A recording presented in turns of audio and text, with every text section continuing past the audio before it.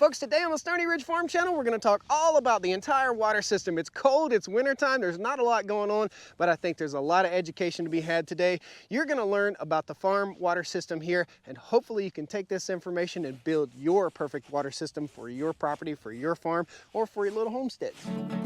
Stoney Ridge Farm.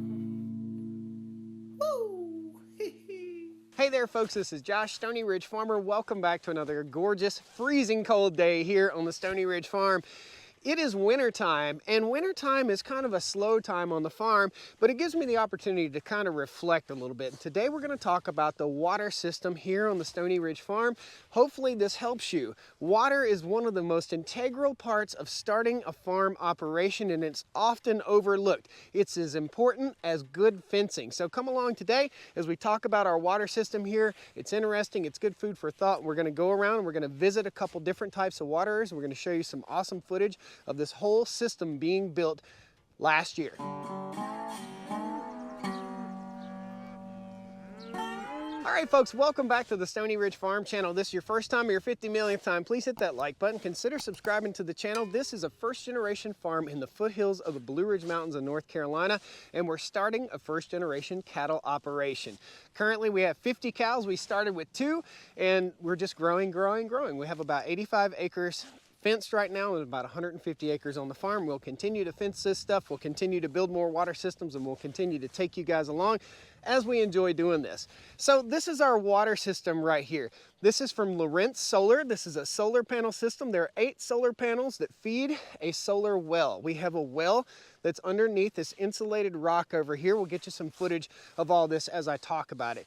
So we installed this about 2.5 years ago, and again, it's from Lawrence Solar. It's a total DC system. In other words, this system runs 100% off of the sun. When the sun isn't shining, it does not run. So it doesn't run at night, which brings into question a lot of issues with water and freezing. So we have an insulated well cover over here, and we have that insulated well cover in the wintertime covered up with mulch. So a good layer of mulch about that deep helps to keep the water from freezing. Underneath that insulated cover is a pressure tank. There's a tube, which is basically your well head. It has a cap on it. It has a pressure tank, and it has a valve that helps prevent backflow. It's called a backflow prevention valve. And that keeps water from backflowing into the well and going down in there and causing us problems or burning our pump up. Okay, now this will work on cloudy days. It just doesn't work in the dark. It will pump currently right now, and the sun is down over the horizon. Now this well pumps from this station over to a water tank. Let's go visit that water tank. I told you it's cold and windy. It's cold and it's windy. You might have a little wind noise right now, but this is a water tank. This is a 1,000-gallon water tank from Northern Tool and Equipment. It is partially buried in the ground. The reason it's partially buried in the ground is that I had to set the bottom of this tank below the frost line. The water comes from the well over there and is pumped to this water tank, and then it falls via gravity to the rest of the farm. You don't have to do this. This is something that I thought would prolong the life of my well pump and would help me to have 1,000 gallons of backup water in case the cows wanted to drink at night, which makes total sense to me. There is 1¼ inch poly pipe that comes from that well and goes right over to here and keeps that tank full with 1,000 gallons of water. There's a valve in there that floats. So when the water level goes down, that valve falls down. It's a sensor. When the water level goes up, that sensor goes up, floats upright, closes the circuit and opens the circuit and keeps the water tank from overfilling. Okay, so this falls to our water tanks. I'm going to take you and show you the 2 different types of water tanks that we have on the farm. Freeze proofing your water system is super important, and you want to make sure you get all of your water lines in place, in the right place, and deep enough so that it's below your frost line wherever you may live. Let's go down and I'm going to show you a tire water tank, and this tank will freeze. This is an old skidder tire and it holds approximately 750 gallons.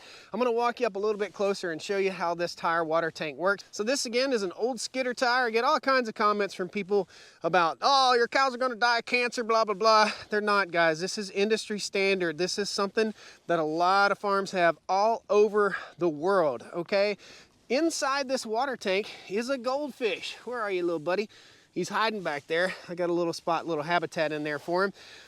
The goldfish helps to keep the insect larvae from growing inside the water tank. So we don't have a mosquito problem because there's goldfish inside this water tank, and you have to replace the goldfish once in a while.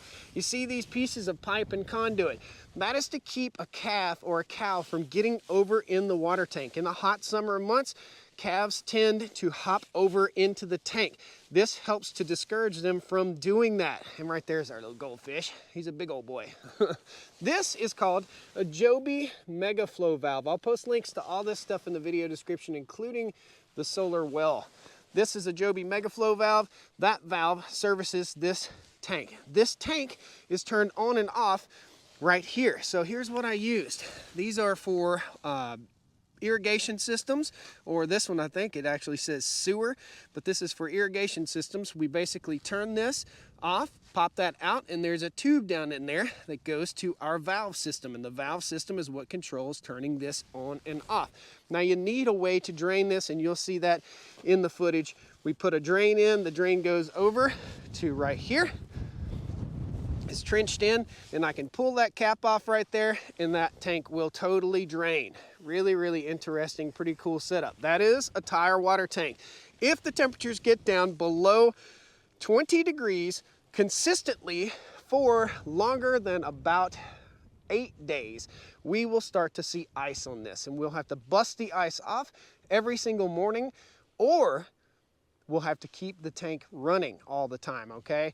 We can't really keep the tank running all the time unless we take the valve off. That is rough. That's hard to do when it's cold outside. So here in North Carolina, it really doesn't get cold enough to freeze this thing solid, but you will get a layer of ice about 3-4 inches, something like that. You might come up here with a hammer and bust it loose. Let's go look at the Mirafount frost-free water tanks that you don't have to bust out.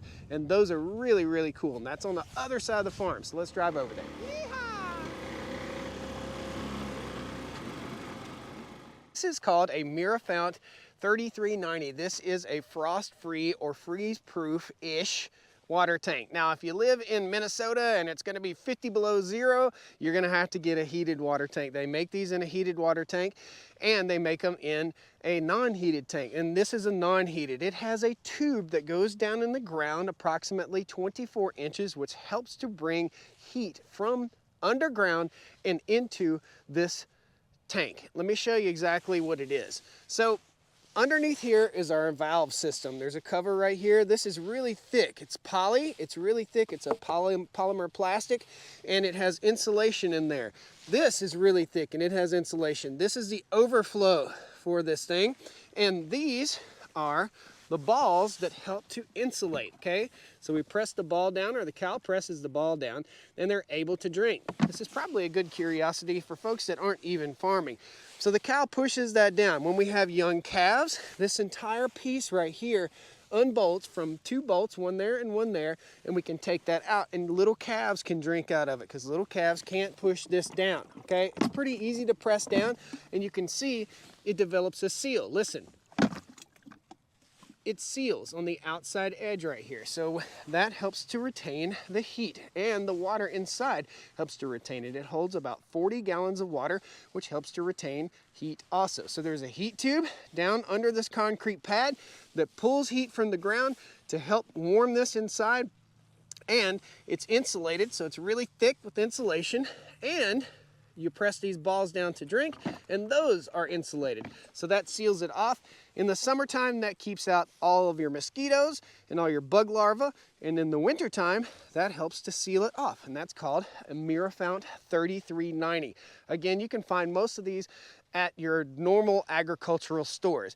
Now, you're gonna find some footage right now, and we're gonna walk you through the install of one of these and how it's all done.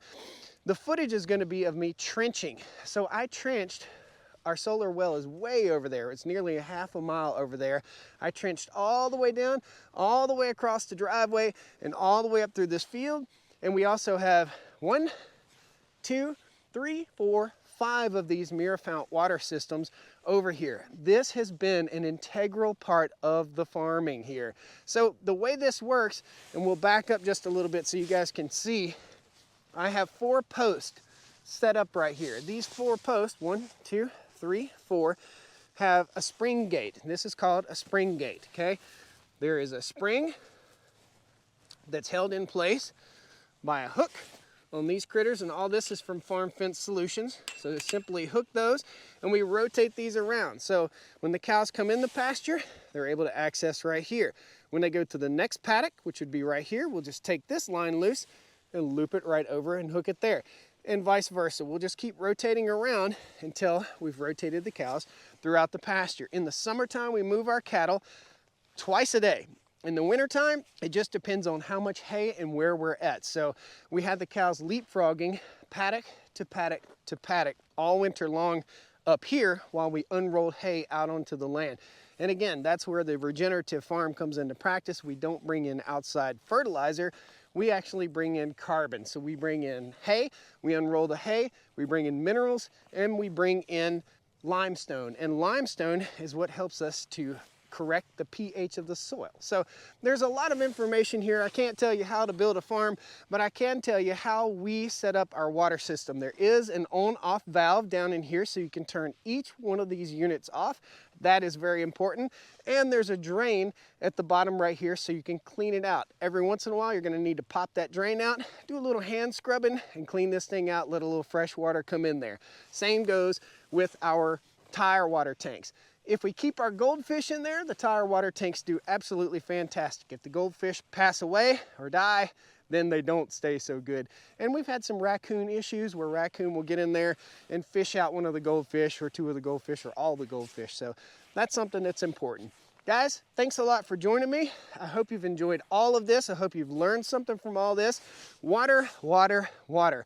Fencing, fencing, fencing. So the next video is going to be all about fencing and all about the different types of fencing that we have here on the Stoney Ridge Farm and how we built it and what's the most effective and what's the most efficient. Hope you enjoyed this video if you're starting a farm or if you have a farm already and you're considering a new water system. Take care, guys. We'll see you next time on the Stoney Ridge. Woo! Come on down to the Stoney Ridge. Bring your wife and bring your kids. We're living life pure and sweet. That's the way it's supposed to be, Stoney Ridge. Cross my fingers that I don't get soaking wet. A lot of air.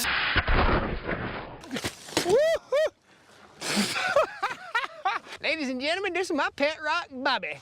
Say hey, Bobby. No more beep, no more beep, no more beep. Please no more beep. I don't want to hear any more beeps. I don't want to hear a beep anymore. Please stop beeping. Oh, I stink. I can smell myself. Need to get a strap and then it should drop on the teeth. I don't have a strap. Oh, I remember this being a pain in the butt last time. I don't know why I'm burping and I'm tired of farting. Is there any way I could please pass gas again? Taco Bell. Lightning bolts and Lorentz. Just Lorentz and repeat. Eric's rolling his eyes back there behind the camera. You guys are full of crap. We're building a swing set today, kids. Make a heck of a swing set, wouldn't it? Ooh, let's fall down. And get some glue on your finger. Finger glue. Please, stop biting my leg. Yeah.